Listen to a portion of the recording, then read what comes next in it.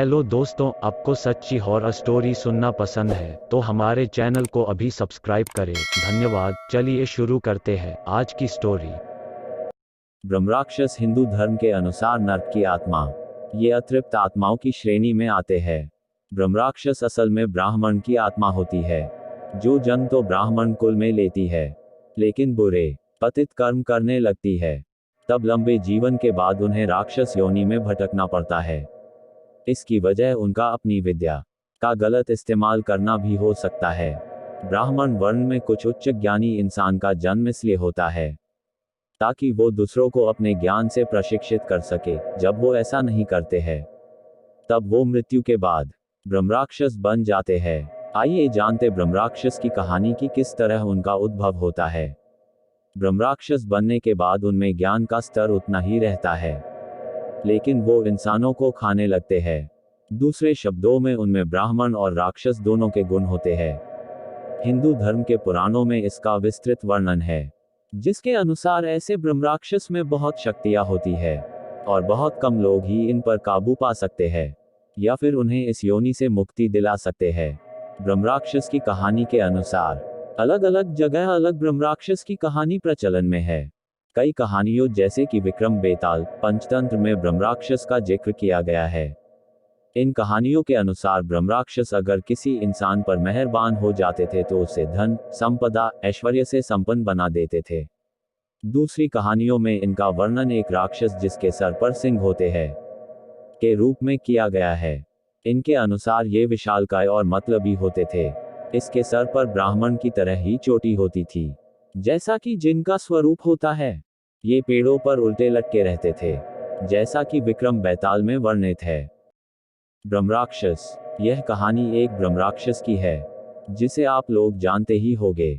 इस पर कई कहानियां बनाई जाती है और राक्षस के अनेक नाम होते हैं, जैसे पिशाच, राक्षस, डायन, चुड़ैल आदि बहुत से नाम होते हैं। तो दोस्तों चलो मैं अपनी कहानी पर आता हूँ।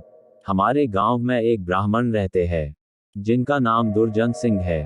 दुर्जन सिंह को लोग दुर्जन जी कहकर बुलाते हैं। उनके घर से कुछ दूरी पर एक खेत था। उस खेत में एक बहुत बड़ा बरगद का पेड़ था। वह बरगद का पेड़ बहुत पुराना था। कुछ समय के बाद उन्होंने उस खेत पर घर बनाने की सोची। उन्होंने उस बरगद के पेड़ को काटवाया और अपना घर बनवा लिया। कुछ दिन तो ठीक ठाक चला, पर कुछ दिन बाद दुर्जन जी बड़े परेशान रहने लगे। वह कभी पूजा करते और कभी नहीं।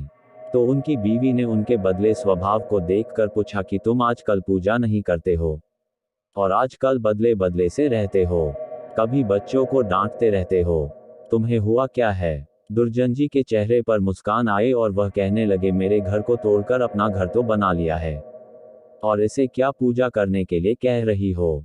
मैं ही तो भगवान हूँ, इसे पूजा करने की कोई जरूरत नहीं है। वो कभी दांत मिचते, कभी बड़े प्यार से बोलते, कभी आंखें लाल तो कभी सही हो जाते।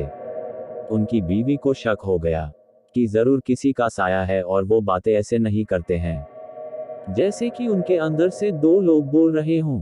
तब उनकी बीवी ने उनको बिठाकर हनुमान चालीसा पढ़ने लगी। वो सोच रही थी अगर कोई होगा तो भाग जाएगा, पर दुर्जन जी पर उसका कोई असर नहीं पड़ रहा था। वह एक टक लगाए देखे जा रहे थे। उनकी बीवी काफी मंत्र और गायत्री मंत्र पढ़े। तभी दुर्जन जी की आंखें लाल हुई और कहने लगे कि मैं किसी से नहीं डरने वाला नहीं हूं, और तू क्या समझ रही है, मैं इसे ऐसे नहीं छोड़ने वाला हूं। तब तक उसका छोटा बच्चा वहां आ गया।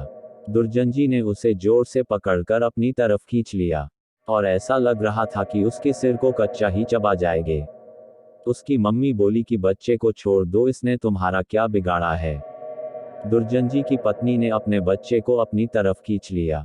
उसने फिर पूछा, तुम कौन हो और मेरे पति के अंदर क्यों आए हो, आप हमसे क्या चाहते हो, आप हो कौन। तब उसने कहा कि अगर अपना भला चाहती हो तो बरगद के पेड़ लगाओ, जितना भी हो सके पेड़ लगाओ, फिर मैं बताऊंगा कि मैं कौन हूं और फिर मैं चला जाऊंगा। तब दुर्जन जी की बीवी ने 101 पेड़ बरगद के लगाए।